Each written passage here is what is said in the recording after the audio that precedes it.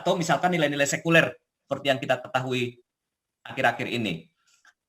Jadi di sisi yang lain, program Revolusi Putih ini sebenarnya mengakhiri kekayaan dan pengaruh dari tuan tanah, kaum agama, dan menyebabkan kekacauan ekonomi di pedesaan. Benturan paradigma budaya pada waktu itu, di mana Iran yang dominan adalah negara pertanian, itu harus berubah menjadi suatu negara industri. Jadi, ketika proses itu terjadi urbanisasi besar-besaran dari penduduk yang ada di pedalaman dan pedesaan menuju perkotaan dan menuju ibu kota provinsi. Nah, ini mungkin juga menyebabkan suatu kejutan atau syok bagi masyarakat Iran pada saat itu.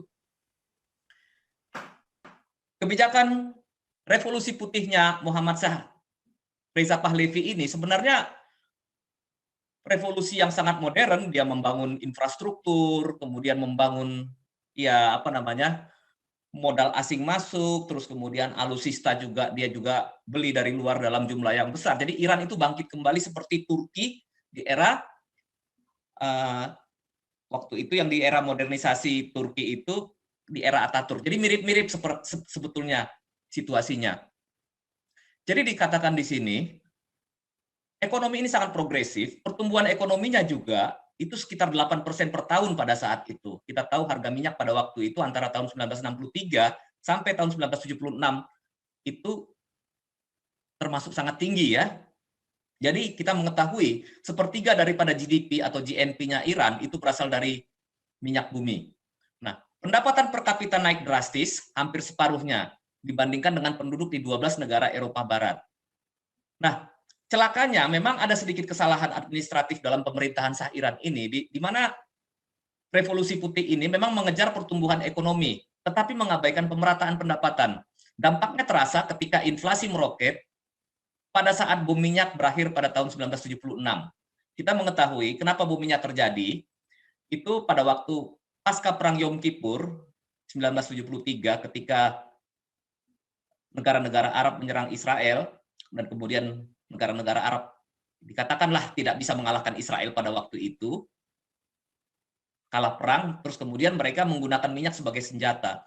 Jadi tahun 1973 ke atas itu harga minyak di barat itu sangat tinggi. Tetapi itu juga memicu negara-negara barat juga melakukan penghematan dalam konsumsi minyak. Jadi memang pada waktu itu terjadi fluktuasi harga minyak. Awalnya memang pada awalnya tinggi, tetapi kemudian pada waktu itu ketika terjadi penghematan konsumsi minyak, maka harga minyak mulai turun. Penurunan harga minyak ini nantinya akan memukul ekonomi Iran. Nah, sampai sekarang sebenarnya masih terjadi perdebatan siapa yang memicu revolusi dan siapa yang memulainya sampai membuat Iran jadi seperti sekarang ini. Ini sampai sekarang perdebatan yang tidak habis dibicarakan. Nah, Shah Iran pada waktu itu melalui Revolusi Putihnya itu dia menganggap lawan yang perlu dikhawatirkan atau diwaspadai adalah kaum komunis. Memang kaum komunis ini sama-sama modern, sekuler, menghendaki kesetaraan dan mendukung industrialisasi. Di samping itu pada waktu itu Muhammad Reza Pahlavi itu lebih dekat kepada Amerika dan Inggris yang pada waktu itu notabene kan sedang ada perang dingin dengan kaum komunis yaitu Soviet dan China. Jadi memang di sini kekhawatiran Shah ini itu adalah lawannya adalah pada komunisme. Ada partai yang agak sedikit ke kiri-kirian atau berbau komunis di Iran pada waktu itu, yaitu Partai Tudeh. Nah, orang-orang komunis ini dan orang-orang sosialis ini itu menjadi incaran daripada dinas rahasia Iran, yaitu Safak. Nah, ini polisi rahasia Iran yang terkenal kejam. Nah, tetapi Shah Iran pada waktu itu sama sekali tidak memperhitungkan kekuatan kelompok agama maupun alim ulama. Itu sama sekali di luar perhitungan dan perhatian Shah Iran. Nah, ternyata ada kebijakan di dalam Revolusi Putih itu, yaitu kebijakan reformasi agraria. Nah, ini selalu jadi masalah mengenai tanah ini ya. Di Indonesia juga dulu isu tanah itu, isu agraria itu juga digunakan oleh komunis ketika mau melakukan land reform ya. Hampir-hampir sama situasinya dengan di Iran pada saat itu.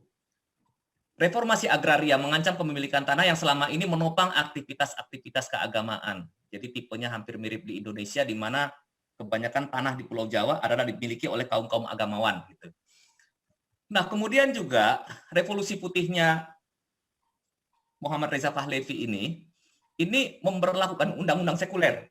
Nah, undang-undang sekuler versi Reza Pahlavi ini memungkinkan warga non-muslim untuk memegang jabatan publik, dan ini yang menyebabkan akhirnya masa itu, kaum agamawan itu akhirnya turun ke jalan.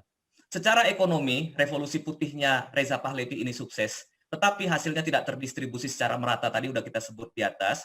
Kemudian situasi moneter yang tidak stabil di era 1970-an, terutama harga minyak bumi, ini berdampak langsung pada program atau proyek yang memakan biaya besar. Kita tahu revolusi putih, reformasi pembangunan infrastruktur, yang ada di Iran pada saat itu berbiaya sangat tinggi dan mengandalkan pembiayaan dari sumber penerimaan minyak bumi. Nah, tetapi ketika harga minyak mulai turun pasca boom minyak, situasi itu mulai terganggu. Ya, cash flow daripada pemerintah Iran sendiri terganggu pada waktu itu.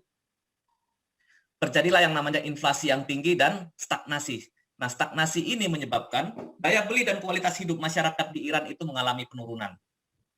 Nah, tetapi di tengah-tengah kesulitan ekonomi ini, rezim Shah Iran juga melakukan represi sosial dan politik yang semakin meningkat di tahun 1970-an.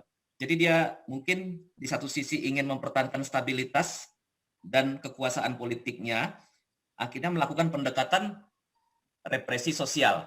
Nah, partisipasi politik masyarakat mulai dikurangi. Partai-partai oposisi seperti Front Nasional, nah kalau kita tahu Front Nasional itu adalah koalisi longgar antara kekuatan-kekuatan nasionalis, kaum agama, partai sayap kiri tapi yang non-komunis, yang sosialis ya, dan partai basis massa yang komunis, partai Tudeh yang pro-Soviet, dimarginalkan dan tidak dilindungi secara hukum.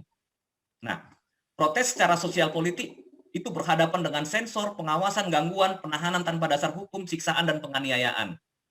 Nah, 50 tahun lebih, Iran itu tidak ada tokoh agama yang menonjol. Tetapi ternyata situasi yang berkembang saat itu membuat kaum intelektual yang sekuler pun tertarik dengan karisma tokoh Ayatollah Ruhollah Khomeini, seorang ahli agama dan filsafat dari Qom, yang diasingkan oleh pemerintahan Shah akibat melakukan kritik keras terhadap program reformasi yang terjadi di tahun 1963. Jadi Shah Iran pada waktu itu mulai melakukan sekularisasi dan reformasi di tahun 1963. Pada waktu itu, Ayatollah Khomeini sudah mulai bersuara. Nah, program reformasi itu ditujukan untuk mengurangi peranan, wewenang, dan kekuasaan ulama, Syiah atau ahli agama. Sementara menurutnya tanpa bantuan dari ulama Syiah, maka seorang Shah akan terguling dari tahtanya. Jadi di sini memang ada pendapat dari Khomeini bahwa kaum agamawan itu harus diperhatikan untuk mendukung kekuasaan, terutama Shah.